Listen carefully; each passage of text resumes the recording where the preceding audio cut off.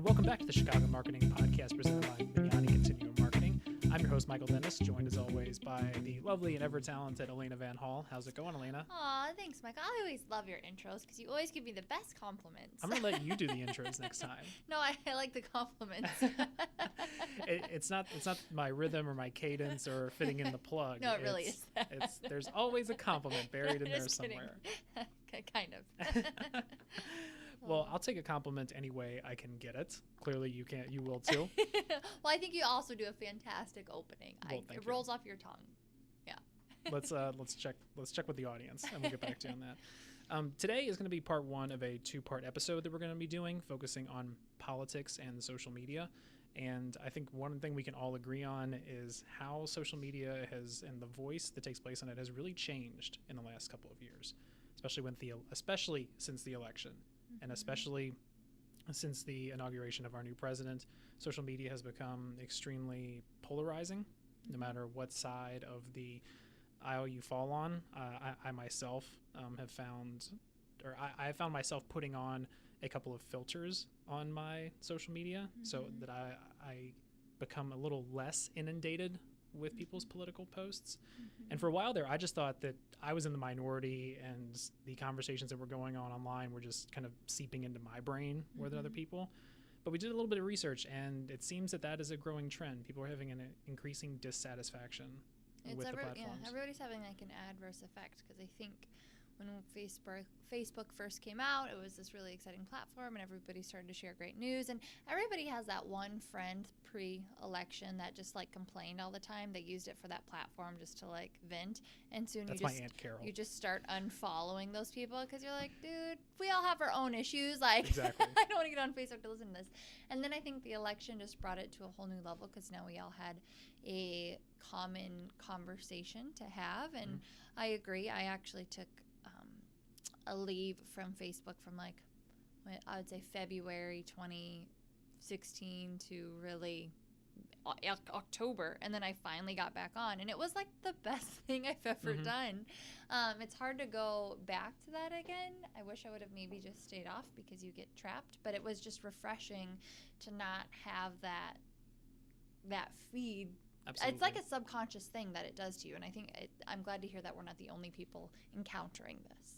So before we go into some of the statistics, this first episode of this two-parter is going to be breaking down what we've noticed statistically happening on social media, how people are reacting to it, how the numbers are affecting usage across all the platforms, mainly Facebook. And then in part two, we're going to be discussing the people that left Facebook. Where did they go? Did they go to a different platform? And if they did, how can we as marketers follow them and maintain relevancy and continue to use these platforms to reach an audience? So right off the bat, this research goes back to 2015, and that's really when the frustrations began growing with individuals and users, especially on Facebook. There was a 15% drop in average engagements per post from July of 2015 to January of 2017. And also during that same time, an 11% drop in total engagements on the platform. So right off the bat, we're seeing people engaging less. They're not as inclined to give a like or a conversation. Can you talk about what that engagement is, just for listeners who maybe aren't fully aware of how that's measured? Absolutely. So an engagement would be a like, a comment, or a share. Okay. So anytime someone literally engages with a post,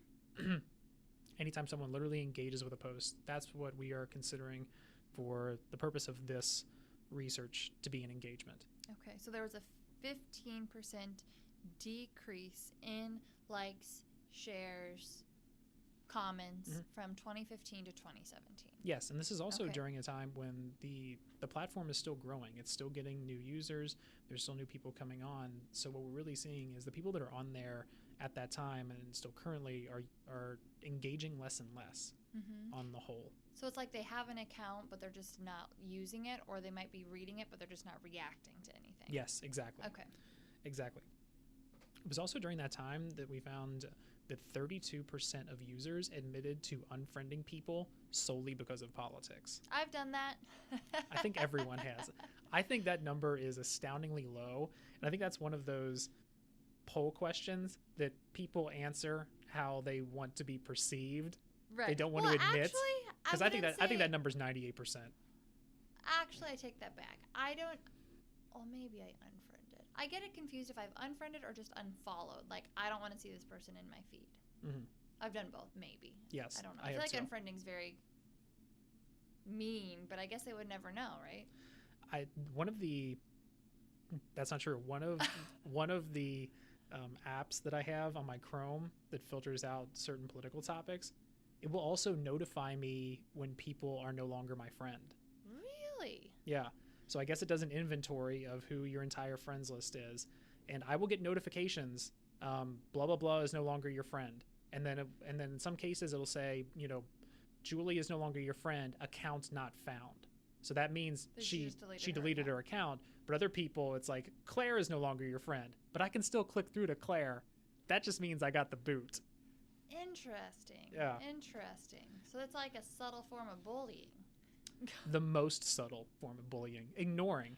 Yeah. Ignoring is now bullying. Yeah, but I thought that was an interesting little social experiment because I really get to watch the same 10 people close their Facebook account and reopen it on a monthly basis. Because they're having this internal debate. Like, I hate Facebook. I love Facebook. I hate Facebook. Yes. I can't stay away.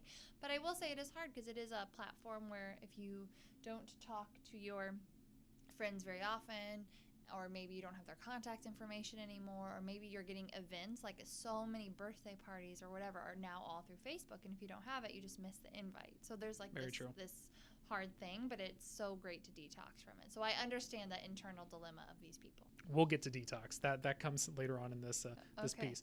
So one of the things that we found while going through, even though engagements overall were down, engagements were up on a certain kind of post. So people did a post that merely, the tone of it was in a disagreeing manner with a political stance or political person. That disagreeable post saw 2 times the engagements as just a normal neutral post.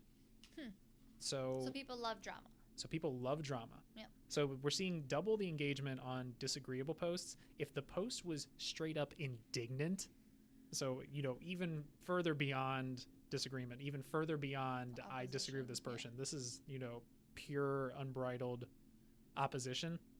Those posts were getting 3 times the engagement of neutral posts. That's just so crazy to me. And that's what those people want, right? They want that, probably that. Yes, and I think that's the one thing that we're seeing in these numbers with Facebook, and that is that people who are remaining on the platform want it for that. They want it for the engagement. They want it for the disagreement and using it as a platform to champion not only their own ideas, but the ideas they're ascribing to, and to engage with people who either agree or disagree. But that's something that they're wanting. On the whole, people are using it less, though. But this group that uses it for the disagreement is really going all in on that. Because they're getting attention. It's kind of like when your little sister, kind of bugs you, and you give her this amazingly awful reaction, and she loves it, so she keeps doing it. It's kind of like that. I saw a tweet the other day, and it said, Facebook is high school. Yes. And that really stuck in my head. Mm-hmm. Yes.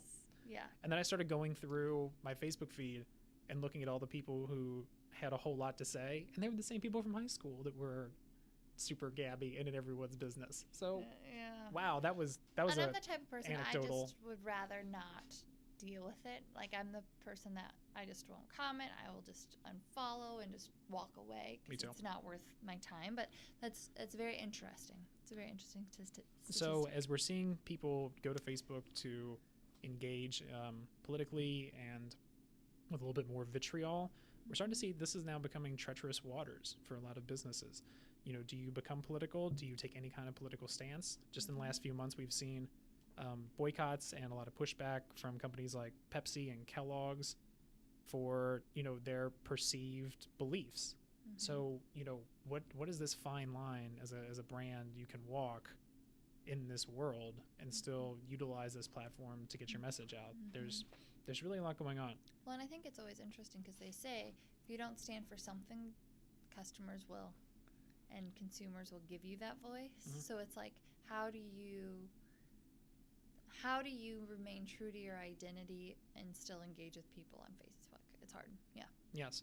And perhaps what we're seeing right now isn't a new reality as so much as it is an anomaly. Mm-hmm. But I think only time is going to really show that, and we'll have to just kind of strap in and hold on for the ride. Mm-hmm. So you were talking about people disengaging and not being involved in Facebook. So 43% of adult Americans have admitted to checking their Facebook constantly. Like, how often is, like, constantly? Do you Four think? or five, more than 5 times per day. Okay, yeah, I check mine. Well, I don't check Facebook constantly. I check Facebook, like, maybe once a day. So this one, Yeah. so right now we're just talking about Facebook. So Okay. 43% of adult users on Facebook admit to using it more than 5 times a day. Wow. 18% of Americans also cite Facebook as a source of stress. Understandable if you're following those people above that are putting out horrible messages and they're getting all this attention. I understand that. Yes. Absolutely. So that's trickling down into the usage of Facebook users. So in 2016, in July of 2016, 70% of Facebook users said they were highly engaged. Mm-hmm. In January 2017, right at the election and the inauguration, that number dropped to 61%. So we already see a 10% drop in the last 8 months leading up to the election. So we're already starting to see these people turn off Mm-hmm. and step away. Mm-hmm. So during that same time period, the people that were using Facebook, during that time, users of Facebook also admitted to using Facebook less. And the amount that admitted to that was 7.6 million in July of 2016, and that grew to 15 million. Okay, so let's say this again. Okay. From July of 2016 So right before the election. to the inauguration Okay. in the beginning of this year, those who said they used Facebook a lot and were highly engaged with the platform dropped from 71% to 61. Got it. Okay. Also during that time period, the people that said they used the platform less on a whole went from 7.6 million to 15 million. So More It's people are jumped using up it less. 8 million. Like 8 million people are It using doubled. Facebook less from July 2016 to January 2017. That's correct. Okay. Yes. So we're starting to see this migration of people Mm-hmm. off of the platform. Mm-hmm. They are using it less, and if they are on it, they're not engaged. Mm-hmm. Hold on, is this thing gonna buzz on me? It is.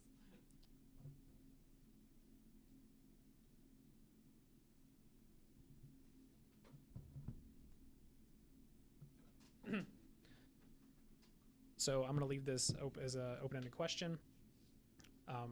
They're leaving Facebook. They aren't engaging on Facebook. Where did they go? Did they go anywhere? Check back for next part 2 next week. Okay.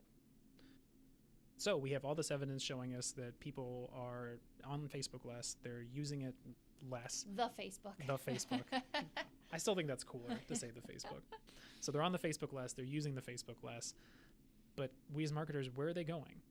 Does it mean just people are turning off of social media in general, or are they migrating to a different platform and to a place where, that is perceived that doesn't have the same kind of vitriolic conversation? Mm-hmm.